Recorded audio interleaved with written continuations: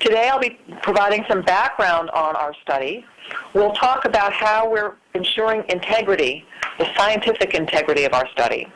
I'll give an update on the status of certain sections of our work, give you an idea of when you can hear our next update, and there will be an opportunity at the end for us to answer questions from you. The combination of horizontal drilling with hydraulic fracturing has really opened up new areas in the United States for oil and gas development. This map shows gas shale plays in the lower 48 states. Our study also covers shale oil plays, coal bed methane, tight sands, and other resources which are accessible for oil and gas development in the continental United States. The purpose of our study is to assess whether hydraulic fracturing may have an impact on drinking water resources, and if so, what might the driving factors be? In order to understand the potential impacts on drinking water resources, we're looking at the water cycle as it's used in hydraulic fracturing, and I'll describe what that means exactly in a few more minutes. We're conducting our study upon the request of Congress, and we're using the best available science, independent sources of information, a transparent, peer-reviewed process, and the part of this transparency is today's webinar. We're undertaking the work in consultation with others, and we're applying rigorous quality assurance procedures. The water cycle in hydraulic fracturing. Our study is looking at all the places where drinking water resources may be impacted as a result of hydraulic fracturing. First, water has to be brought to the site for the hydraulic fracturing process, and that can come from groundwater or surface water. Next, the water is mixed with certain chemicals and proppants on site. Third, that mixture, the hydraulic fracturing fluid, is injected into the well to go down to the level which is to be fractured. When the pressure on the well is released, the material comes back up to the surface, blended in with the naturally occurring materials from the layer that was fractured. And that wastewater can then be stored temporarily in a pit or a tank, and until it's taken off site to either be reused, recycled, treated, or disposed. And so that's the breadth or the scope of our current study. Some of the unique characteristics of hydraulic fracturing compared to conventional oil and gas development include the use of proppants, the use of these chemicals, and the very large volumes of water that can be used for fracturing in the 3 to 5 million gallons per well range. And we recognize that the application of fracturing is often driven by the market, so the breakdown between how much fracturing in the United States is going for oil versus gas can vary. As of last week, I understand that about 30% of the hydraulic fracturing in the United States of the drill rigs were going for gas, and about 70% were going for oil. And that can change with the price of gas and the price of oil. Next slide. So our study endeavors to answer the question, are there impacts of hydraulic fracturing on drinking water resources? So we look at each of these 5 stages of water in hydraulic fracturing that I just reviewed with you, and are asking some primary research questions. In our study plan, which is posted on our website, www.epa.gov/HF-study, you can find our final study plan, and you'll find more detailed questions that go into more detail to answer these primary questions, which look at the impacts of large volume water withdrawals, surface spills of the hydraulic fracturing fluids, the actual injection and fracturing process, which includes the potential for a failure of mechanical integrity of the well, as well as the potential for materials during injection to escape from the intended zone into other layers for a variety of reasons. Surface spills on or near the pads of flowback and produced water, and the ultimate treatment and disposal of the wastewaters. What impact might those have on drinking water resources? The types of research that we're doing include analysis of existing data, case studies, scenario evaluations or modeling, laboratory studies, and toxicity assessments. And I'll be giving an update on some of our work in the first 4 of these categories. Ensuring scientific integrity. as EPA's administrator has testified, we have taken great steps to ensure that independent, peer-reviewed work, and our work will be based on strong, scientifically defensible data. How are we doing this? First of all, to make sure that we're doing high-quality science, we're using our EPA quality assurance program, including quality management plans and quality assurance project plans that I'll talk about in a few minutes. Our study will be peer-reviewed by the premier science advisory board. We're making sure that our study is taking place in a transparent manner. We're communicating the results of our study. We'll be explaining our underlying findings, assumptions, and uncertainties. We're also making sure that both our researchers and the peer reviewers avoid conflicts of interest and are impartial. You can get information about our scientific integrity policy at the website shown. We will also be posting these slides on our website after our webinars are completed, so you'll be able to get a long-term reference to this website.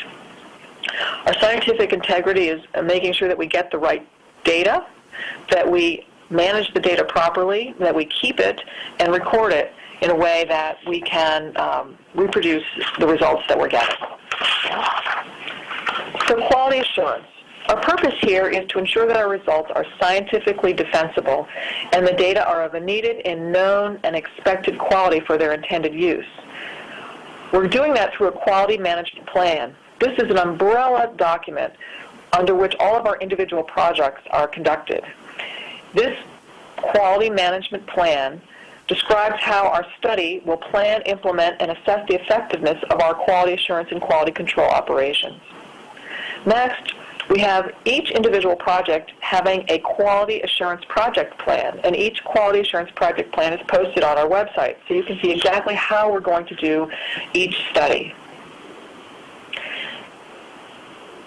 We will audit the work that is being done under our study, and that means that a third party, that is somebody who is not a researcher, will go through and look at the data collection, data analysis, and make sure that the information is recorded properly, that it fits within accepted guidelines, and that it is error-free. Each of our work products, not just the data that goes in, but the work products and reports, will undergo a quality review. And each report will have a readily identifiable quality assurance section so that you can see the documentation of our quality assurance after the fact as well. Our research records will be managed according to EPA's Applied and Directed Scientific Research Records Schedule, so that the materials will be available for comparison's sake for the long run. Next slide.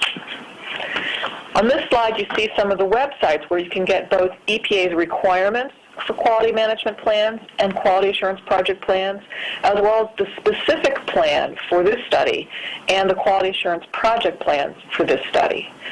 Our quality assurance project plans are living documents. This means that as we conduct our research, we may learn something that causes us to need to modify our research approach, and all of these will be fully documented before we make any changes in our approach and published on our website. So you'll always be able to understand exactly what research we're doing and is underway. Next slide. Now I'd like to briefly go through the status of a few key projects as part of our research. Next slide. Under analysis of existing data, we're looking at information provided to us from a wide variety of sources.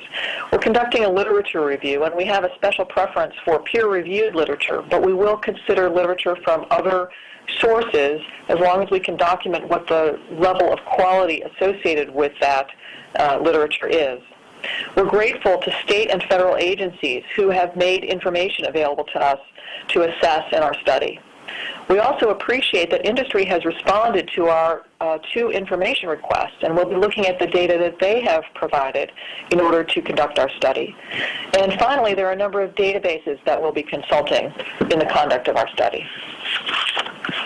This slide shows some of the key pieces of data that we'll be analyzing through different parts of our research.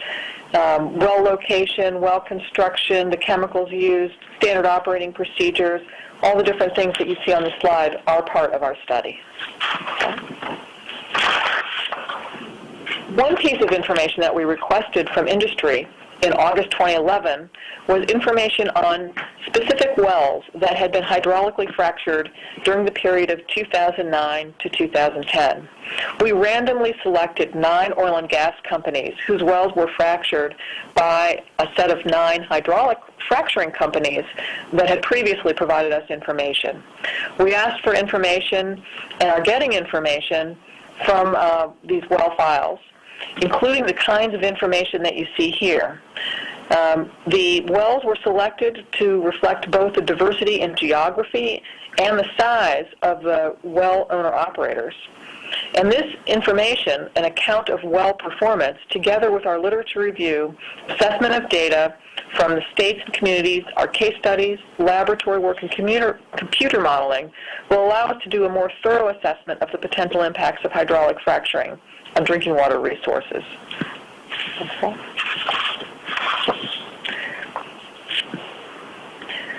We asked for information on 24 different data elements, and all 9 companies have sent us information on 334 wells. We're going to be understanding our improved performance of wells, including well design, construction, and completion practices. And on the slide, you can see the names of the 9 companies who we appreciate have sent us their 334 well files. The next part of our study that I'd like to talk about are our retrospective case studies. Retrospective case studies are located in places where people are concerned that their drinking water may have been affected by hydraulic fracturing. You may recall that when we had our stakeholder outreach in 2010, we asked for people to nominate locations to us for potential case studies. And we went through those nominated places and identified 5 places that are both oil and gas, shale and coal bed methane, where we hope we'll be able to learn more about whether the impacts which people have believe have happened to their drinking water wells are associated or not associated with hydraulic fracturing. We're conducting these retrospective case studies with collaboration and transparency. We're collaborating with the landowners, with the nearby oil and gas well operators, with state and local governments. We're going to be we have already made our quality plans available to the public so you can see exactly how we're proceeding, and we'll be making our results available as well. Next slide. Our retrospective case studies are taking a tiered approach. That is, we don't assume from the beginning that there is any impact of hydraulic fracturing on drinking water resources, and we're trying to investigate where there has been something going on with somebody's drinking water, what is the cause. So through these tiers, we're trying to get closer and closer to whatever that cause or the source of the impacts may be.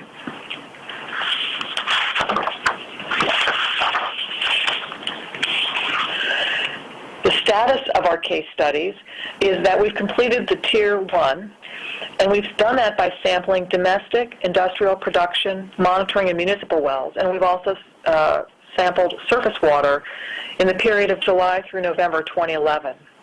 Our data quality audits are currently underway, and this is where our quality assurance managers are taking a look at the information that's been reported by the laboratories and the principal investigators to make sure that the reporting has been accurate and that the results of the instrumentation support the identity and the concentrations which are being shown in our analyses.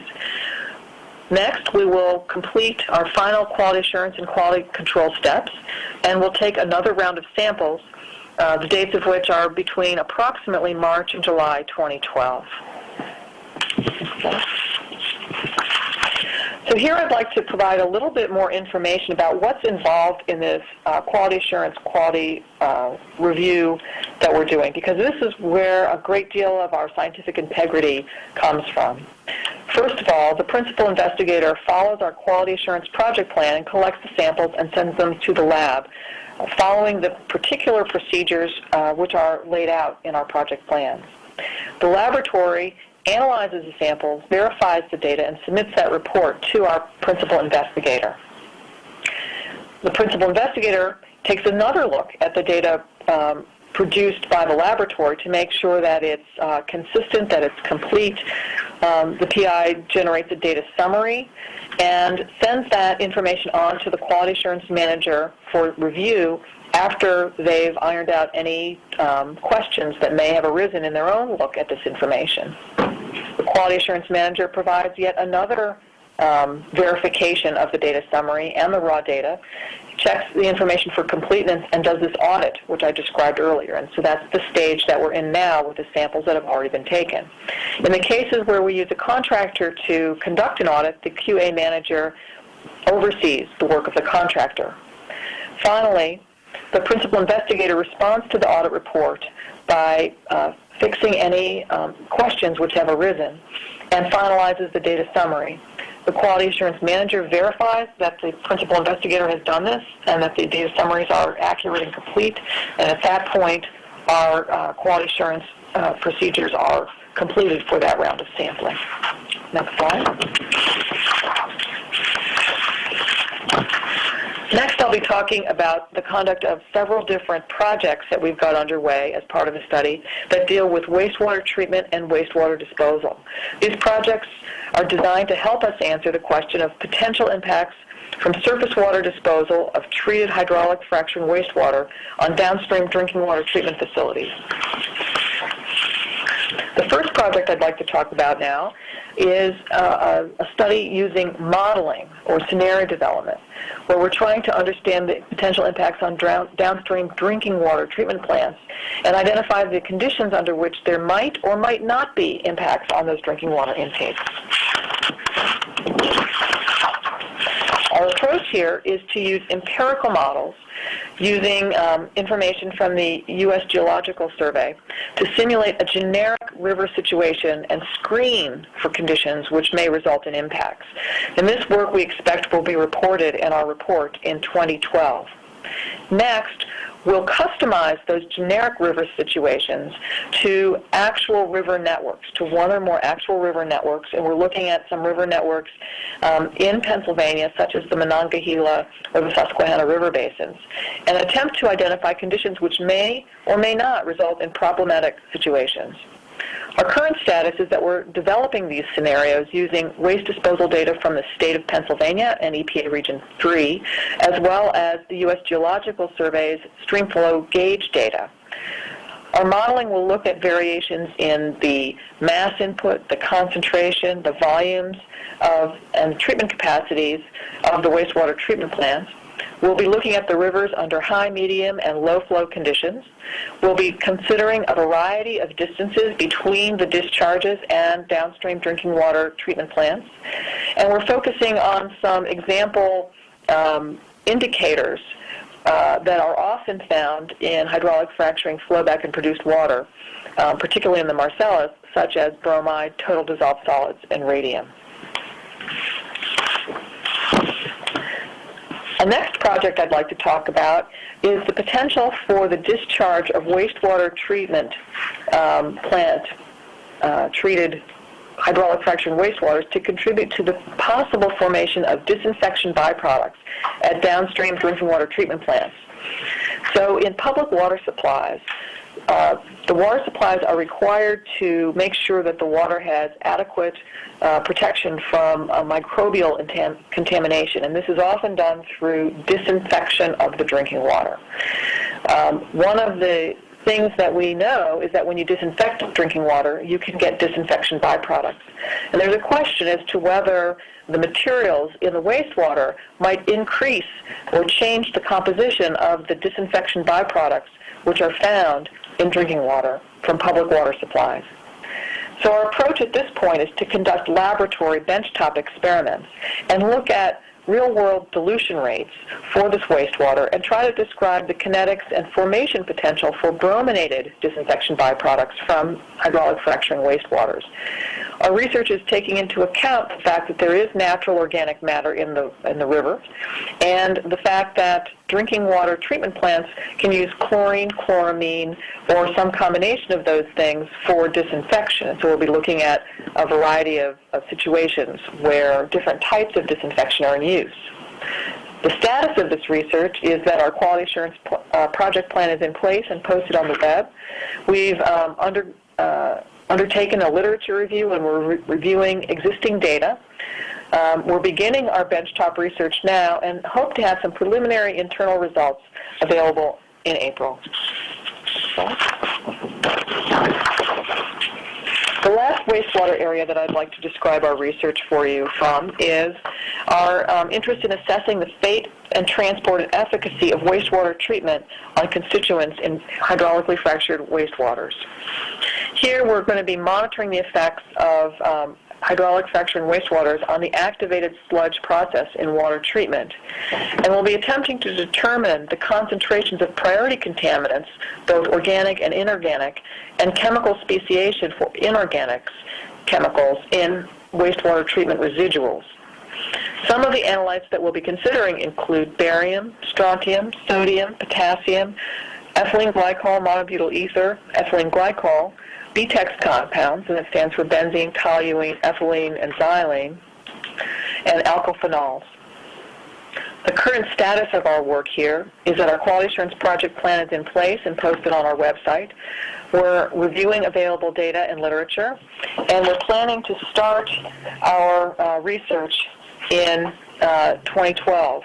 We're interested in this research because we'd like to know when the wastewater goes through the wastewater treatment plant, where do the constituents that were originally in the hydraulically fractured wastewaters go to? That is, are they destroyed? Are they removed from the wastewater before the wastewater is discharged to surface waters? And if they're removed, do they go into the solids left over from the wastewater treatment?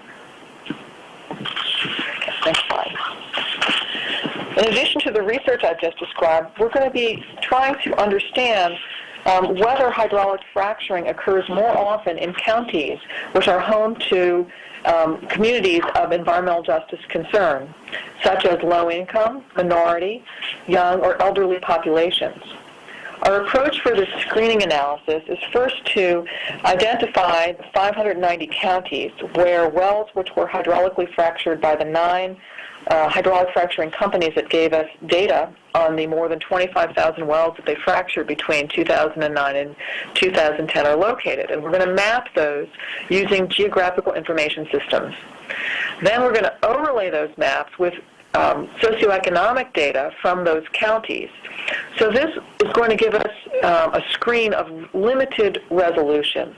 We're not going to be able to look at any particular address, but just to see whether counties that have higher density of hydraulic fracturing activities have environmental justice populations more frequently than counties that don't have as high a density of hydraulic fracturing activities. We're going to evaluate this initial screening and then consider ways so that we might develop a more robust analysis so we can better understand the potential environmental justice implications of the places where hydraulic fracturing takes place. So here's just a quick summary of the types of research that I've described, some of the work that we've got underway. Our next update we expect to happen in the May to June timeframe. And as a reminder, our report results will be in two reports. One report will come out, we expect, in December 2012, and that draft will be sent to our Science Advisory Board for peer review. There will also be an opportunity for the public to comment to the Science Advisory Board, and your comments will be taken into account during that peer review. A second report is expected at the end of 2014, and that draft will also be released for review by the Science Advisory Board, and there will be an opportunity for the public to comment on that draft as well. So here's the website where you can get more information about our study, and we will be posting the slides that you've seen today on this website. So for now, I'd like to, if you have questions, if you could please type them in the webinar format that you've got, and I will attempt to answer as many of these as possible during the time that we have available. Please give us a moment while we gather the questions. Thank you.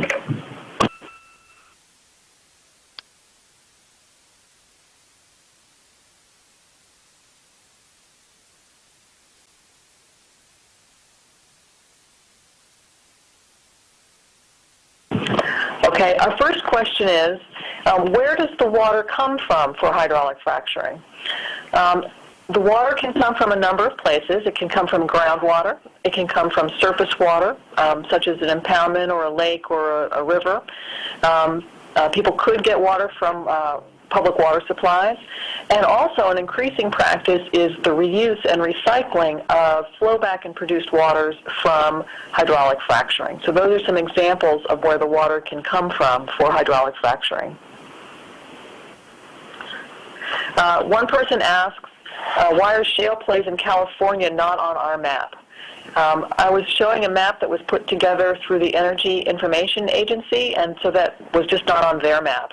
We are aware that hydraulic fracturing does take place in California, and in fact, wells that are in California are part of our study.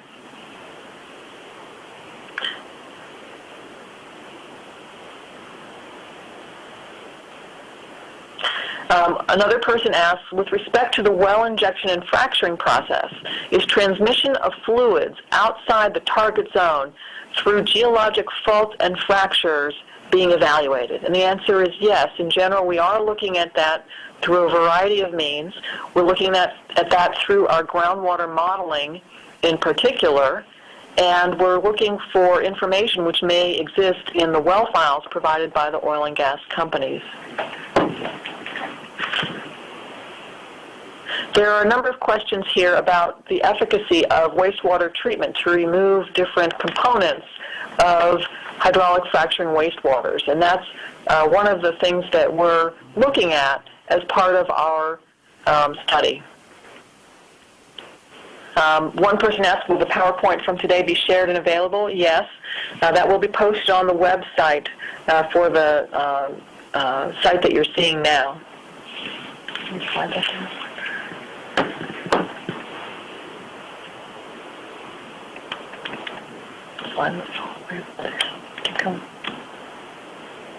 Okay. I'm reading questions now. Hang on.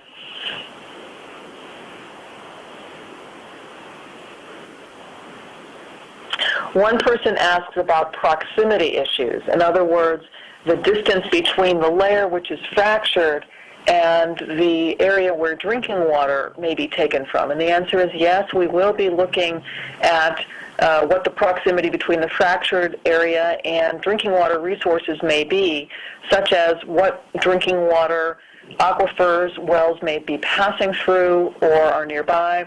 And this can be important in places where the integrity of a well may not have been as good as it should have been, and where we wonder whether there's an opportunity for hydraulic fracturing materials to escape either from the fractured zone or to not make it there and instead end up in other layers. So the answer of are we looking at proximity issues?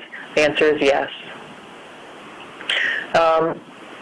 Some people would like to know about will all of the data published, and I wanted to let you know that some of the information that's been provided to us has been claimed by some to be confidential business information, and so we will not be able to make confidential business information publicly available.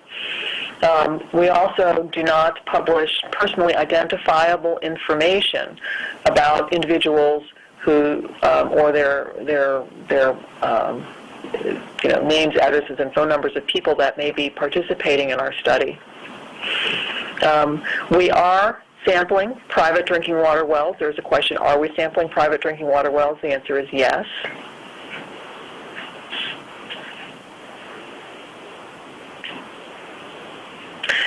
One person asks whether methane concentrations will be evaluated. Yes, we will be looking at methane in the water as part of our study. One person asks whether preliminary results of our study will be publicly available. We'll be making results available in our 2012 and 2014 draft reports. One person asks if we're evaluating cementing failures over time in looking for underground migration of methane or flowback, and the answer to that question is yes. One person wants to know what laboratories are going to be analyzing our samples. We have 2 EPA laboratories in our regional offices evaluating samples, and one of our own research laboratories is evaluating samples with one of our contract research organizations.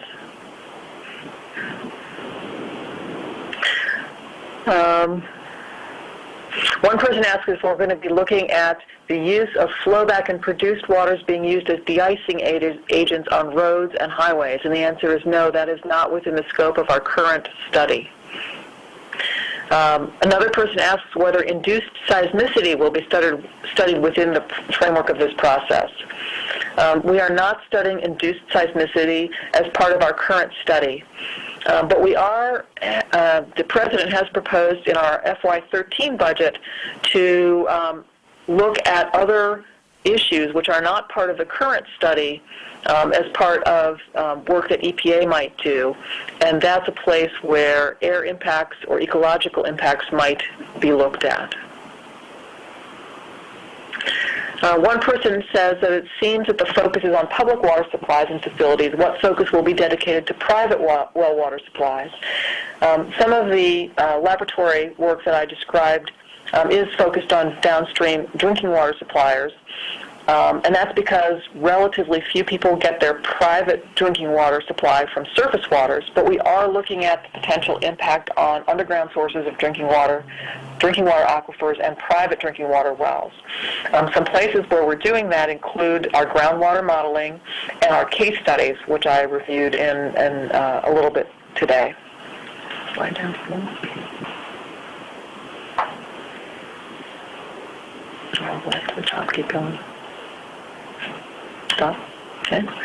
One person would like to know about how matrix interferences from the high total dissolved solids content in some of these wastewaters being addressed in the radiological samples. One aspect of the study that I did not discuss today is our analytical chemistry component, where our analytical chemistry laboratory is working to improve the performance of some of the methods used to look for radiological components in samples which have high levels of total dissolved solids. So that's part of our research. One person asked why EPA is not doing a study on Pavilion, Wyoming. So before this study, this research study got started, there had been some concerns raised in Pavilion, Wyoming about the quality of the groundwater and drinking water there. Through a separate effort which started before this study, EPA's Region 8 office began a groundwater investigation in Pavilion, Wyoming. The results of that groundwater investigation have been posted in draft form on EPA's website, and when that study is finalized, that'll be among the pieces of additional research that we consider in this research study while we develop our 2012 and 2014 reports. But that groundwater study is not a formal part of this study. Okay, so I only have time for a few more questions. Let's see.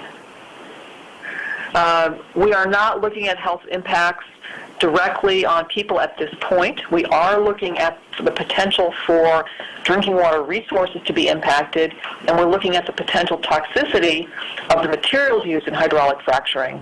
And those results could be used potentially in the future to look at health impacts on people and animals, but that's not part of our current study.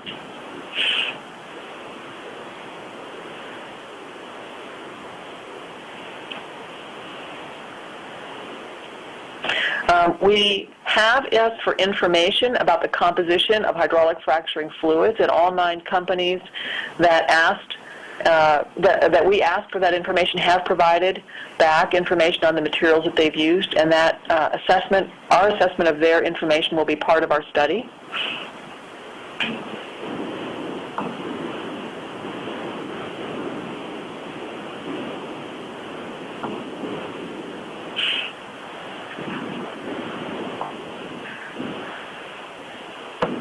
And one person asks, are these studies of the wells including both vertical and horizontal wells, or both?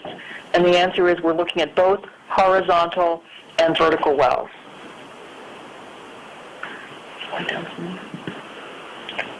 I have time for 2 more questions.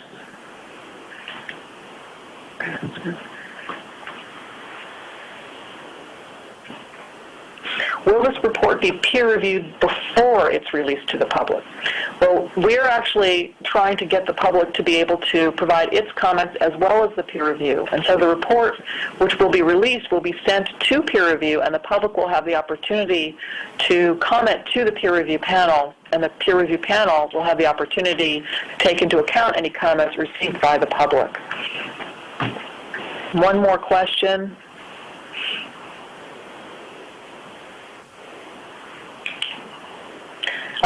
How will the results be used as a result of our study? We expect that our study will inform decision makers at all different levels. So this information may be of interest to landowners, to state and local government as they set policy, to the industry as they develop and improve their best management practices, as well as to federal agencies, tribes, and others. So we're trying to provide objective, very high-quality information that decision makers of all types may use as they're considering hydraulic fracturing questions. With that, I'd like to close. Turn it back over to Dana Gibbon. I want to thank everybody for joining us today. We have approximately 300 people on the line today participating in this webinar, and we did try to take as many questions as possible. As questions arise and they're the general nature, we're getting many of them, I will try to post updated questions and answers to our website, www.epa.gov/HF-study. In addition, as Jean said, we will be posting the slides from this webinar today in the next few days, so look for that there. And we will be having another one of these webinar updates in the coming months. So we will be sure to get that information out to you. If you, for some reason, were not on the original, we tend to post information on the public webinar on our website. So feel free to check that in the upcoming months to see when the next webinar is. And that's it. Thanks so much for your time. This does conclude today's conference call. You may now disconnect.